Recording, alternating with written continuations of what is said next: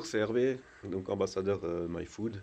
Je fais une petite vidéo de mise à jour de ce qui se passe dans la serre au 28 novembre. Donc là, on va rentrer bientôt dans le mois de décembre. Voilà, donc je vais vous faire un peu la mise à jour de ce qui se passe. Donc on peut voir là, en premier lieu, l'arbre de bioponie qui se comporte à peu près bien. Enfin, voilà, on apprend à l'utiliser, hein. Il faut mettre des nutriments une fois par semaine. Ça pousse, hein, voilà, on a de la roquette, on a de la moutarde qui est là, qui est déjà partie en floraison. Là aussi, la menthe. Donc là, ça supporte bien. La mâche, ça pousse plus doucement, quoi. Pour l'instant, c'est pas encore ça, mais voilà. Donc on apprend à utiliser ça. Voilà, ça se passe. J'avais lancé des foules de semis de salade qui sont en train de pousser malgré les températures. Il faut savoir que depuis un mois, on est toujours proche de zéro, voire en température négative la nuit, à l'extérieur, je le dis bien. Donc la serre, j'ai regardé les courbes, donc sans chauffage,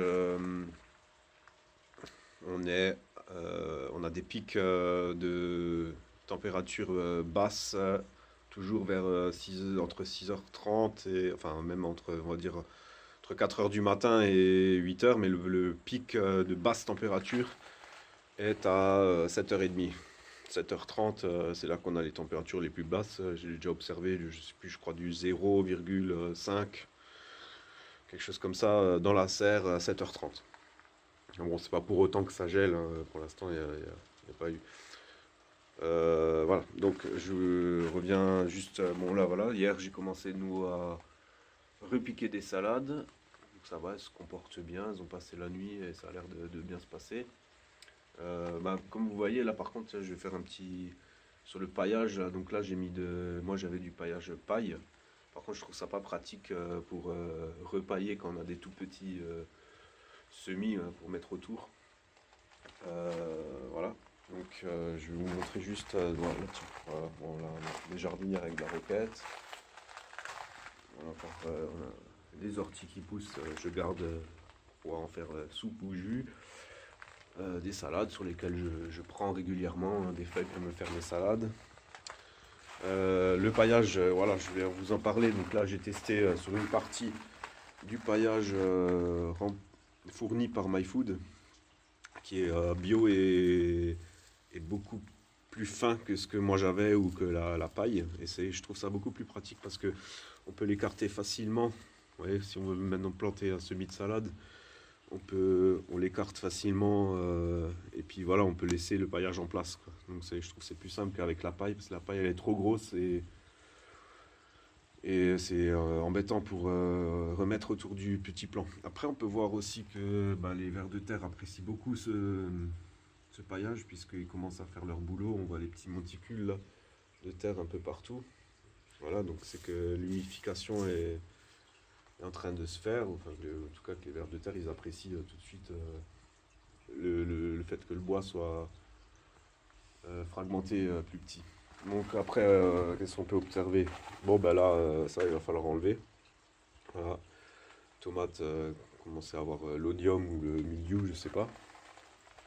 Il y en a encore des propres. C'est d'autres, voilà, c'est bon, ça c'est fini. Mais là, par exemple, on a encore des quelques propres. Là, je vais encore pouvoir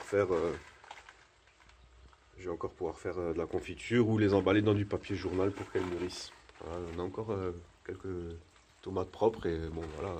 Je rappelle qu'on est fin novembre. Voilà. On a poireaux d'hiver. Voilà. Donc l'essai des concombres plantés en septembre, début septembre, bon ça c'est foutu. Il n'y a pas photo, hein. Il a fait trop froid. Salade, on est bon. Là-bas derrière, choucal impeccable, ça marche très bien. On peut voir la roquette. Et là, des feuilles de moutarde, hein, je vous ai déjà montré. Voilà, alors, qu'est-ce qu'on a? Qu'est-ce qu'on a? Bah, Aloe vera, elle se porte très bien.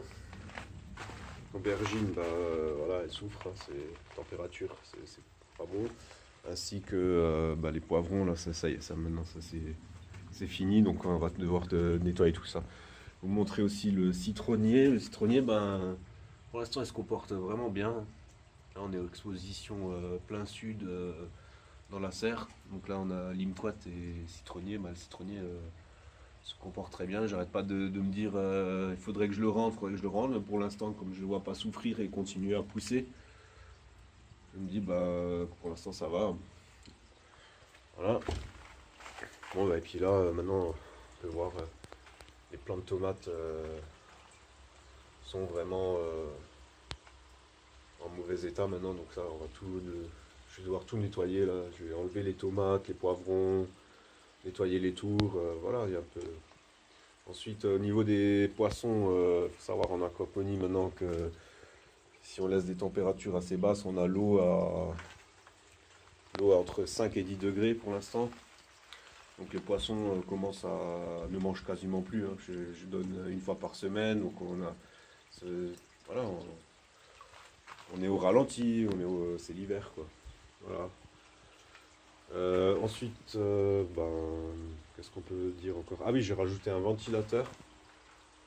Comme j'ai beaucoup d'humidité et puis que j'ai l'apparition de l'odium, je me dis ventiler, ça peut que faire du bien aux plantes, hein, de manière à ce que les moisissures aient plus de mal à se fixer. Et en même temps, je l'ai mis à cette place stratégique, c'est-à-dire que quand j'allume le poêle, il va répartir la chaleur du poêle dans la serre. Voilà, au lieu que la chaleur, parce que le poêle, en fait, si on veut, la chaleur, elle sort par là, donc déjà 1 mètre du sol, et la chaleur monte. Elle monte, et après, là, on est 4 mm de verre. Donc, c'est possible que toutes les calories montent et puis s'évaporent, quoi, et se stockent en haut et s'évaporent. Donc, l'ajout du ventilateur dans cette position permet de tirer l'air chaud du poêle par les fans et l'envoyer vers le devant de la serre. Ça répartit, je pense que ça répartit mieux la chaleur. Ça évite qu'elle parte tout de suite par le toit. Et bon, bah, pour le poêle, l'usage du poêle, je vais refaire encore une autre vidéo pour ça. Là, je l'ai programmé de 4h du matin à 8h du matin parce que le pic le plus bas est à 7h30. Et ouais, les températures les plus basses sont commence la nuit et ça descend. Et voilà, de 4h à 7h30, ça descend vraiment au plus bas, juste avant le lever du jour. Donc là, je teste un programme hebdomadaire pour pallier à ce pic bas de température où je mets le poêle en route juste de 4h à 8h du matin.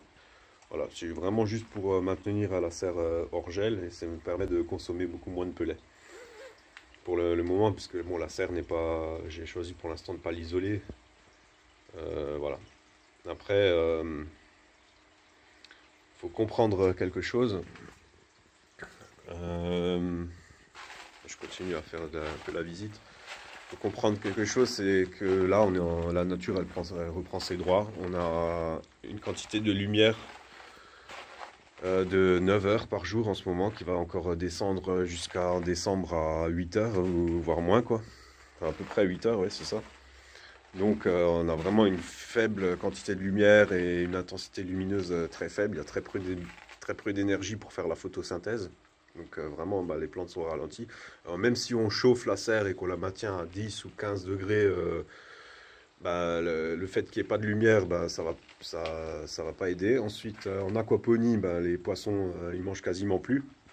Parce que là, l'eau est froide. Ils sont en semi-hibernation, ils ne consomment plus rien, donc ils ne produisent plus non plus trop de nitrates.